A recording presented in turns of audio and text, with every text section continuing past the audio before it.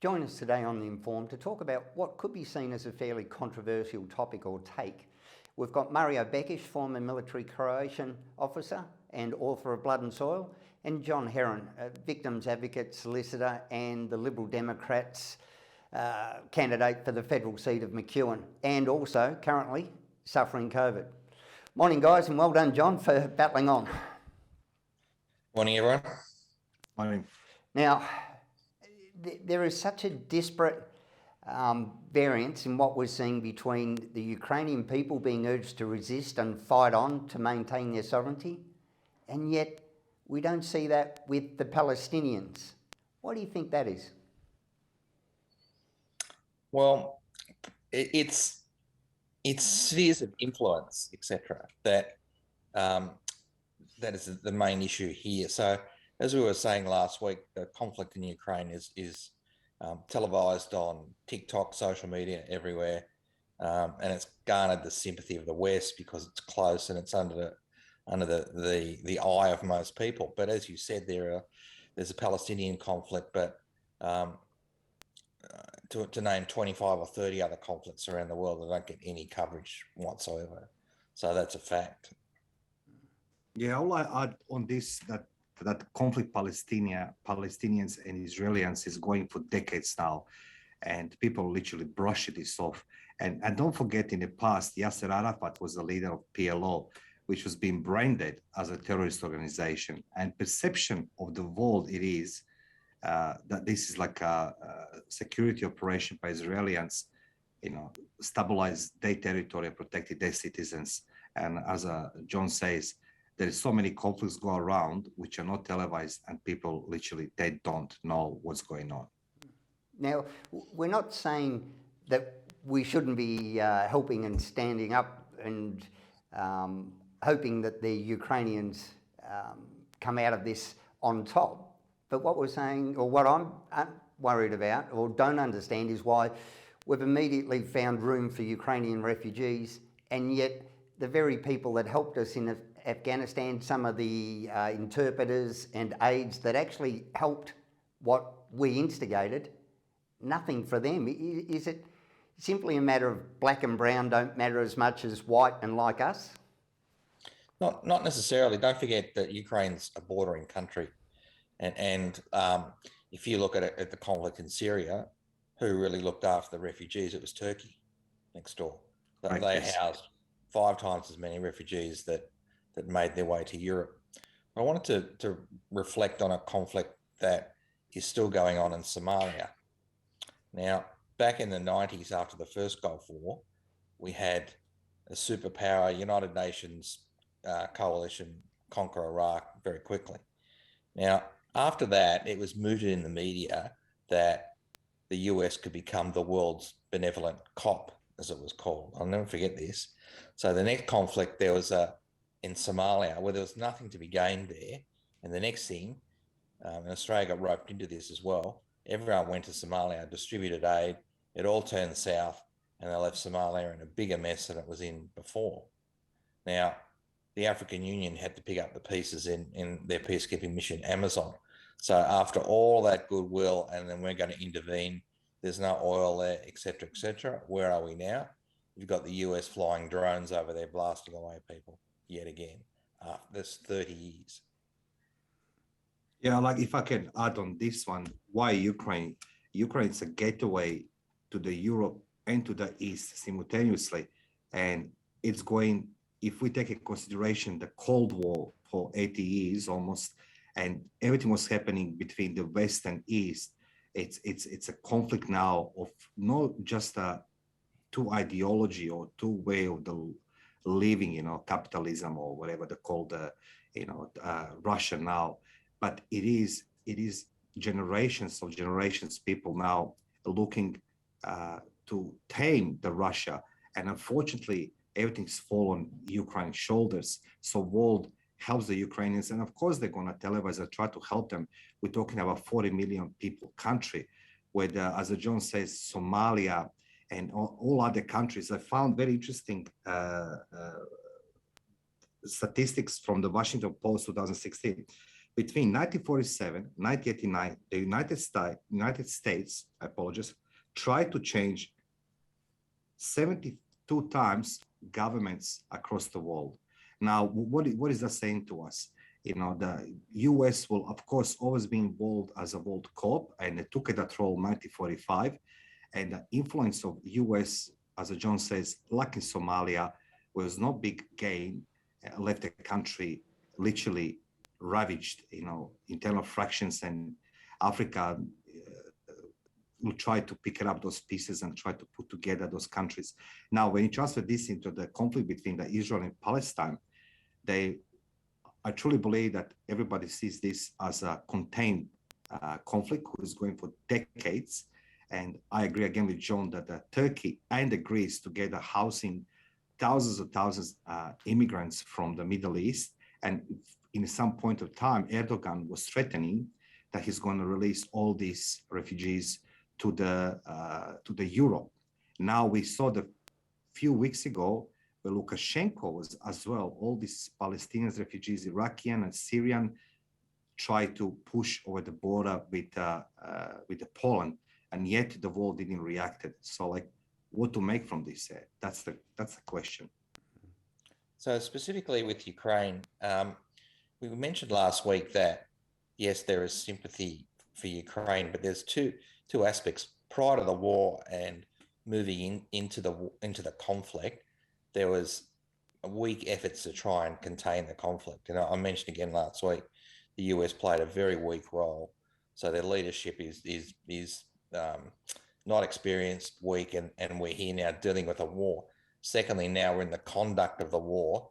So basically public opinion in the West shifts towards the Ukrainians, given how the Russians conduct their war. But we also said last week, this is nothing new in the way Russians conduct war all around their borders. But I also want to highlight that many small and medium powers around the world project their influence in maybe not as an aggressive way as Russia, but I'd remind people in Australia that we project power. When I lived in the Solomon Islands during the Ramsey peace operations, we had Australia pushing their influence in the Pacific Islands.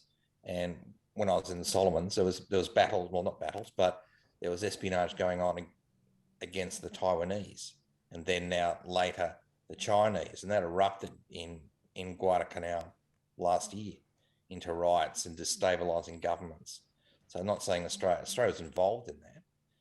So it's interesting, John, what you're saying. Yeah, it's interesting. See, I come from different environment, and that being said, in Europe, people even don't know what's happening in Southeast Asia, particularly around Australia, because nobody cares over there what's happening in that part of the world. So you see, that's a paradox. We see in the news what is, I would say, causing more damage to the people. When you see the Russia, John is correct, the way how they conduct the war, and what you're seeing the latest images, they're literally now, they're like a savages, they're going systematically destroying piece by piece. And we know when you see Ukraine and those cities, 500,000 to 2-3 million people live in those cities, those damages, that pain inflicted to the Ukrainians, of course, is going to capture the more attention, because it's more barbaric and a savage way of destructing one nation.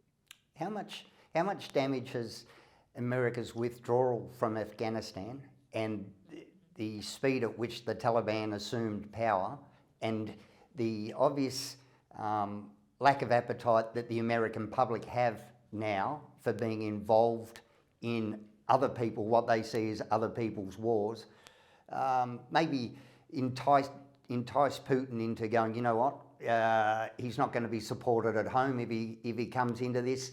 The rest of the world now sees that America hasn't got the same world cop influence that they wanted to have. How much has that played into Putin's move at this time, do you think? Yeah, quite a bit. Biden's disaster, foreign policy disasters have rolled from one to another, and that debacle in getting out of Afghanistan after the work of NATO and coalition partners in Afghanistan didn't go unnoticed, not just because it was geographically close to Putin, but he just saw an instant paradigm shift in a weak administration. And I was watching some clips last night.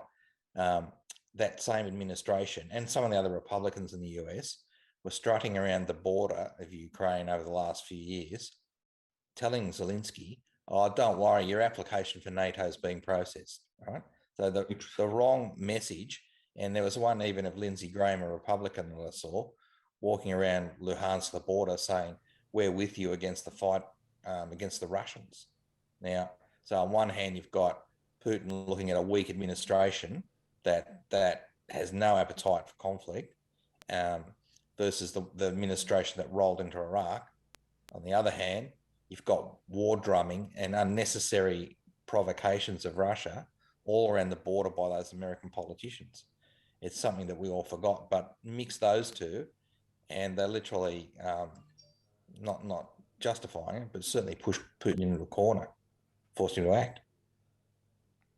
And Yeah, well, second thing, if I can add on that, John, Michael asked a very interesting question. Since 1991 and Operation Desert Storm, invasion Iraq of Kuwait and, moving the forward, US has been involved in 3 major conflicts, twice in Iraq and then Afghanistan.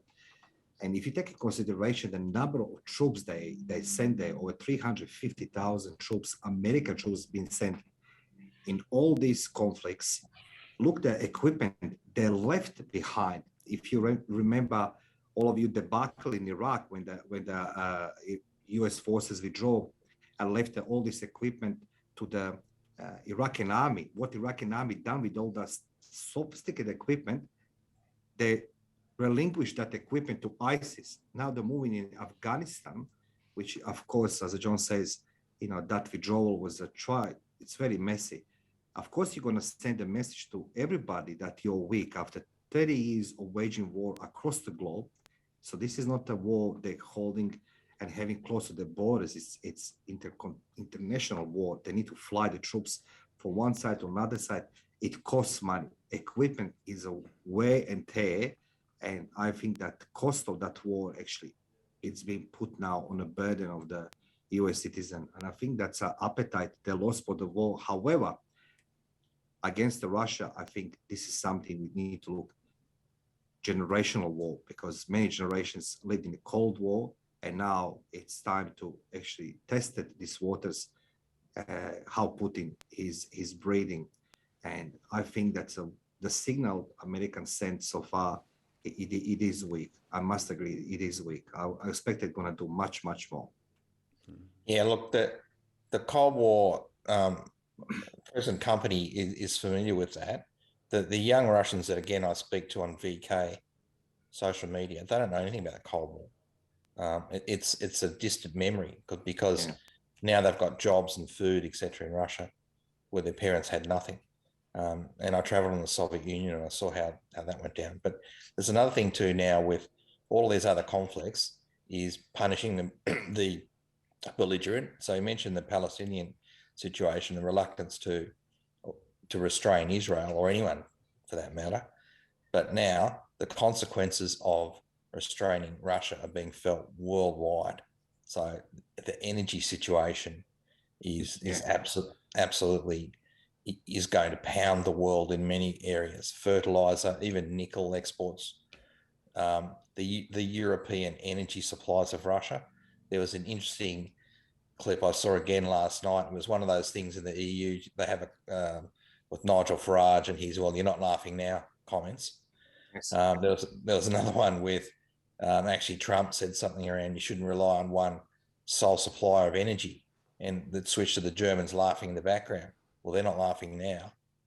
I agree with you, John. I just read it as well. Again, the news from the Euro, and the prices are being now again adjusted across the energy, gas and the oil, even electricity.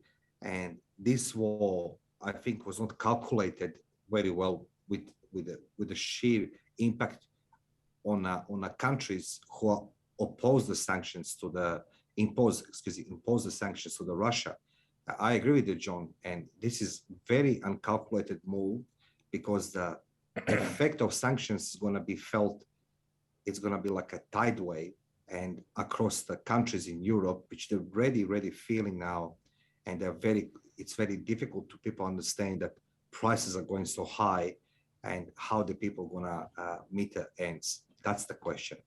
So That was always one of the catch cries and motivators for globalisation, was the thought that you don't go to war with people you do business with, and it actually may have turned completely around, as once you're indispensable in the supply chain, you've got a lot more leverage to be able to go to war.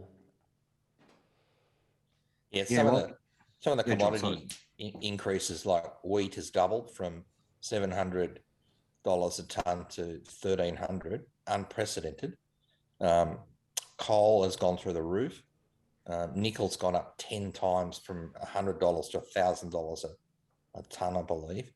There's another geopolitical consequence of this as well, beyond all these problems with gas and oil, and that's Russia moving closer to China. So you've seen China viewing what's happened in Afghanistan with the US. You're seeing inaction in Ukraine, and if it rolls into a bloodbath, the question there is, I'll just put it out there, is that going to embolden China on Taiwan or other aspects around there? Interesting, Because John, what you say. You've got Xi Jinping saying yesterday that he's very favourable and sympathetic to the Russian regime. So it's going to be felt globally. We know these things. And back to the original point, you can have a war going on now. Probably one of the longest ones is Polisario in Western Sahara. No one's ever really heard of it. That's entering 40 years of conflict. So there's all this minor war. And a final thing I'll say about that energy boycotts on Russia, it's actually the US has banned oil imports from Russia. So where do they make up the balance? Venezuela and Iran. So out the window goes all of those pressures on those regimes, just to make them look good in Ukraine. So, that's food for thought. So which autocrat do you want to do business with? It's Exactly. Not a matter of autocrats No. or democratic. It's which autocrat will we turn to? That's right. I will add something on what John says about those conflicts about Taiwan. I was just trying my assessment, and in case that China, because China demanded now from US, it's all across the news to explain what they did in Ukraine. Is this biolabs really existing and everything? The question around these events. However, just imagine the Second World War. The biggest nightmare was for Hitler waged the war on two fronts. Now we have in Europe, Ukraine. It's a center of the conflict. But just imagine if the China tried to invade Taiwan, you have a second front. It's going to be difficult to respond to this, to Western world, because it's divided. You have the one side, as John says, if Russia and China try to join themselves some economical level, trade level, whatever we want to call this, and China, for some reason, invaded Taiwan, you have the second center of the conflict, and how the world's going to respond to this. This is my fear, because everybody's concentrated on Europe, NATO, and Ukraine, and then other side's going to be Taiwan, and that will be very, very difficult situation for everybody across the globe. We also have Ukraine producing 90% of the world's neon, which is vital in semiconductor manufacturing. We have Taiwan as the world's largest semiconductor manufacturer. So if Putin controls that, the need for Taiwan, or at least China, to be able to supply Taiwan, that could be another leverage point. President Biden made that fun of the day, the White House, and he brushed Russian economy and says California itself has a 5 times bigger economy than Russia.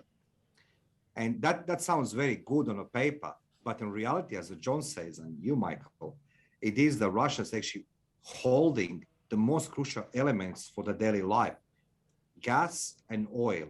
And as John says, now they need to turn to those countries under sanctions, Venezuela, John, you say Iran, and who else, but everybody forgets the biggest adversary, which is North Korea. North Korea, he sits there and, just watching what's happening on the side. So that peninsula there in Asia, where the North Korea, South Korea is, it could be another one problem for everybody. Yeah, if you look at the reaction of Asian countries to what's happening in Ukraine, now in this sphere of the world, the only one that stood out was Morrison sending lethal aid that left Australia yesterday, sending missiles to Ukraine. Now, the same day, Japan delivered a non-lethal shipment of helmets, etc. Now, my view on that is again, Australian leaders are way out of their depth with not really grasping what's going on and what's good for Australia. So they're jumping on, again, trying to support America. It's almost like a 1965 watershed.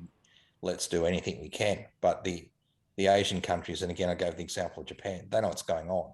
They don't want to provoke any situation with China in the region, so they're treading softly. But again, we have leaders that are, again, way out of their depth in understanding global geopolitics, no experience whatsoever, and again, unnecessarily putting us in front and centre when we shouldn't be. Especially in an election year where they're trying to ride what they think is public opinion for sympathy to be seen to be doing something rather than being effective.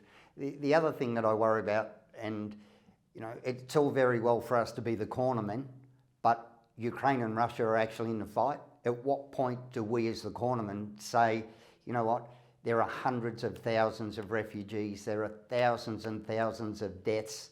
What are the chances of Ukraine overcoming Russia? At what point do we stop encouraging them to fight and resist and say, submit, and then let us try and negotiate our way out? If we're not going to get in, instead of all being around going fight, fight, fight, and not wearing the lumps and bruises ourselves. And nothing but admiration for the Ukrainian people and the Zelensky and their courage and bravery. But at what point do you say, you know what, this is a fight that you can't win militarily? Save yourself, and let us take over with those further sanctions and negotiations, and actually see what Putin wants, but get to the point where the fighting stops. Yeah, well, we have to deal with the situation as it stands. We can't reflect on what Europe and the American administration didn't do or are incapable of doing. So again, we touched on last week that in these conflicts, you'll just get Putin stopping at if he gets battered enough, which is getting very close, he'll just stop where he is on what you call a line of control, and he'll bargain from that position there. So Ukraine's, even now, if he stopped where he is, Ukraine's at a stranglehold in what they can do, how they can produce food. All of their exports coming out of the south is not going to occur because Russia's occupying that area. So then Putin had bargained from a position of strength. And the West would probably force Zelensky into accepting that. So Mario said something interesting first up about you won't have a guerrilla warfare running around Ukraine. You'll just have a line of control, and the West will tell Ukraine to stop this. But you'll have this uneasy, tense situation continuing. You won't all of a sudden just get a quick bargain position and the Russians will withdraw. Why would they? Yeah, what people understand in the war, it is not what we see on the front line. I always come back to this one as an ex-combatant. On the front line, you have the battles, you need to survive and fight the enemy, but the biggest casualties are civilians. And in any war, there's no normal life, there's no logistics, there's no transport, there's no food, there's no medicine. And that can go so long. And I always say, when I read those experts on social media advocating urban warfares and all these things, I agree with John, and I have a strong belief that Putin will do some type demarcation line beyond the Kiev to Odessa, separate, the Ukraine east and west, and adopt that eastern side of the Ukraine towards Russia, and somehow there. But I don't see that this war is going to last forever. Either I believe that any guerrilla warfare, it can last forever for one simple reason. Ukraine is surrounded with Russia, Belarus, and other states. Now, the only entry to Russia to Ukraine is to the west. I mean, to the Lviv and the Poland and Hungary and Romania. But what if that door being closed? You know, you can't stay forever isolated. That's the biggest problem from Ukraine.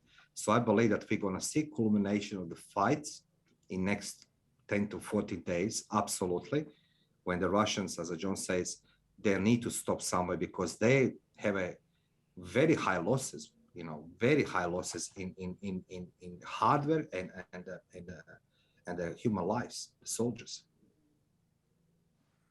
Yeah, I think tactically, and knowing the Russian army, they're at their limits right now for supply. There's ample social media examples, but you know, who's to say that they're not right or wrong? Yeah, but yeah. what I can tell is, like all these conflicts, one Russian was caught passed out after a drinking binge in a grocery store. Now, if you're familiar with Russia, that's not unusual.